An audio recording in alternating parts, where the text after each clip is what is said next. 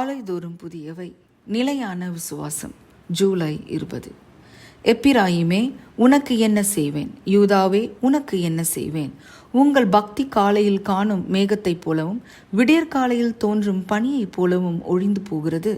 ஓசியா 6:4. சூரிய வெப்பம் எப்படி காலை பனியை காணாமல் போக செய்கிறதோ அப்படியே நமது வாழ்க்கையின் உள்ளான அனுபவங்கள் நமது விசுவாச நிலைப்பாட்டை கலைத்து விடுகிறது. நமது வாழ்க்கையின் குழப்பங்கள் நமது நல்ல ஆவிக்குரிய நிலைப்பாடுகளை தகர்த்து விடுகிறது.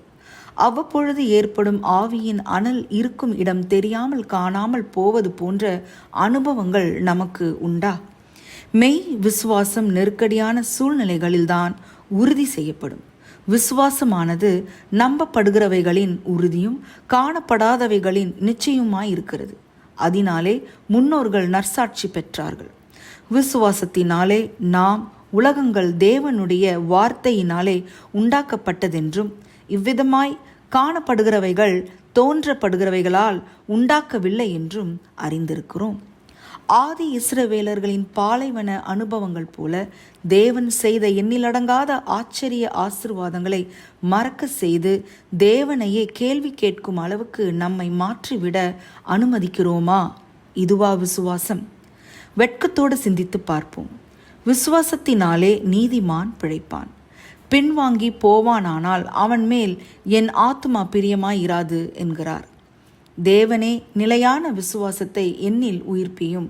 விசுவாசத்தினாலே அவர்கள் ராஜ்யங்களை ஜெயித்தார்கள், நீதியை நடப்பித்தார்கள், வாக்குத்தத்தங்களை பெற்றார்கள், சிங்கங்களின் வாய்களை அடைத்தார்கள், அக்கினியின் உக்கிரத்தை அவிர்த்தார்கள், பட்டய கருக்குக்கு தப்பினார்கள், பலவீனத்தில் பலன் கொண்டார்கள், யுத்தத்தில் வல்லவர்களானார்கள், அந்நியருடைய சேனைகளை முறியடித்தார்கள்.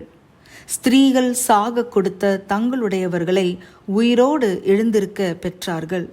வேறு சிலர் மேன்மையான உயிர்த்தெழுதலை அடையும்படிக்கு விடுதலை பெற சம்மதியாமல் வாதிக்கப்பட்டார்கள். வேறு சிலர் நிந்தனைகளையும் அடிகளையும் கட்டுகளையும் காவலையும் அனுபவித்தார்கள்.